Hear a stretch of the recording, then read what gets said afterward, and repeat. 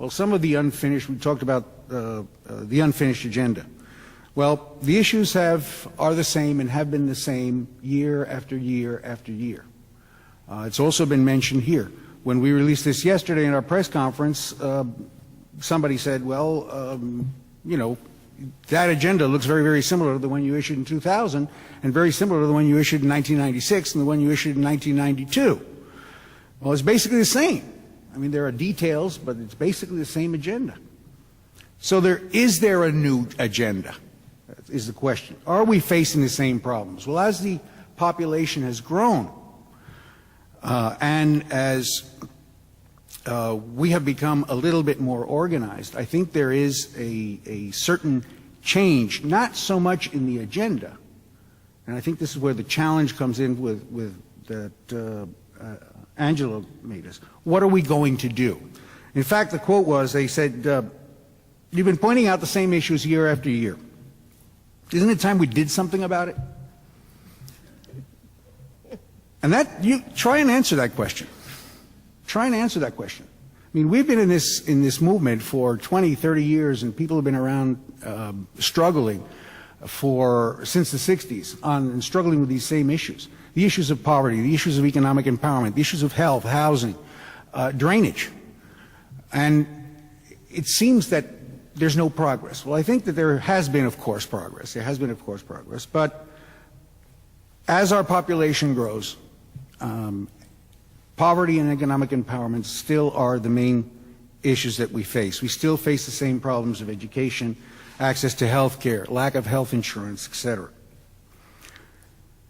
Now, regarding our organizations, I think it's great that we're talking about Willie and Southwest Voters as other organizations. If you look at the organizations in the Latino community that are dealing with these issues, that have been dealing with these issues for the last 30 years, we're actually a very young community in terms of our organizational development. Our organizations are very fragile, or have been up to the last decade, been very fragile, have always been dependent on funding. Many have closed, many have not been able to really develop and grow like they should. So if you look at the organizational development, it is a very young community. So the expectation that our community is going to somehow, because of the numbers, overcome all these obstacles and really be able to address these issues in an effective way, I think is very much tied to the fact that we are still developing our organizational capacity. Aspira is certainly developing its organizational capacity, and others are as well. What I think was a turning point in that development of our organizations was the ability that we've developed over the last perhaps 10 years to work more closely together. And that's where we come to the NHLA. I remember 10 years ago when Raul Yzaguirre and Henry Cisneros put the NHLA together, there were these 30 organizations. We sat in a room one afternoon, and there were fistfights. I mean, the egos were flying, people were leaving, and it was a real serious issue of being able to work together. And we worked at it and we struggled, and now we have been able to build a consensus on an agenda. 40 organizations sitting in a room developing an agenda is a very, very difficult thing to manage. But we manage, and we do it pretty well.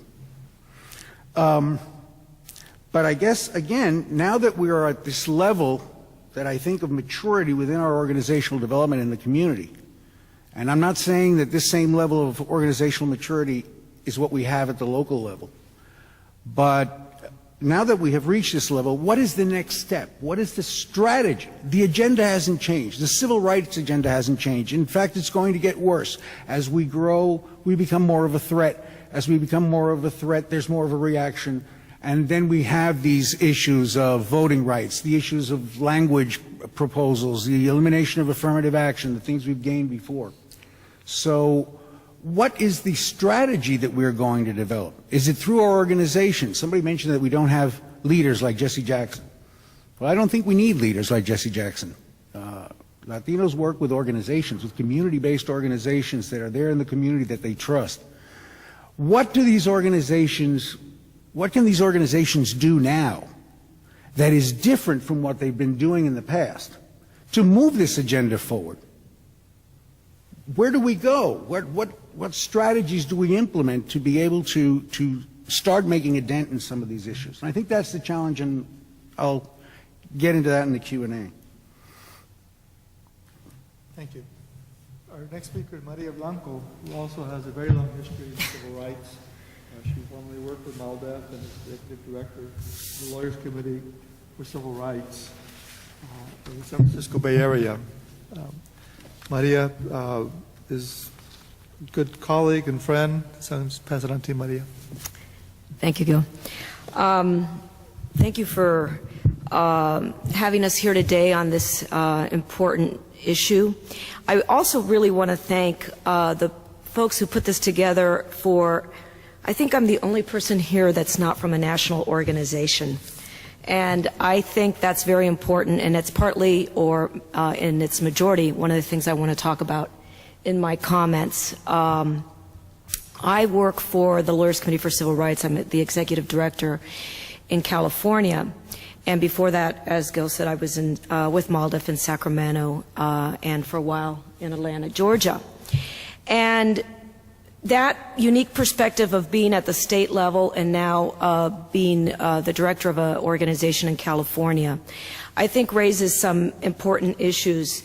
And I don't want to, like you, I don't think that it's necessarily a question of discussing the new issues that the civil rights movement faces. I think, unfortunately, many of them are the same, as everybody has alluded to. But I think one of the things that's important to maybe, and I'm going to basically make some points, and I really want to have question and answer, because I want to talk more about strategies as well, and a little bit from my perspective at a state level. One of the things I want to talk about is the lack of really strategic coordination between the national level organizations and the local level organizations or state level organizations. And I know that's a controversial issue, but when you come to DC from the field, so to speak, you really sense it. And over the years, many of us who have sort of gone in the revolving door of national and state political organizing have noticed this gap between, yes, we know the agenda is fundamentally the same for a lot of the local Latino civil rights work as the national agenda, but the question of how folks at the state level and local level get incorporated is very problematic.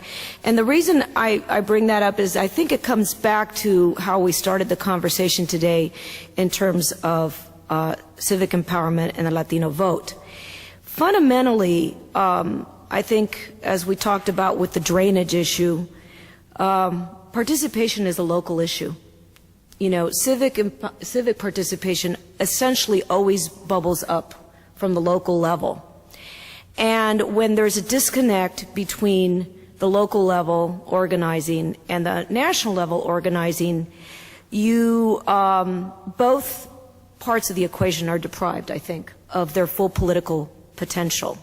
And you actually create a situation where people participate at the local level, perhaps very vigorously, but you have the drop-off in participation, say, in national level elections, or even at the state, with state ticket elections.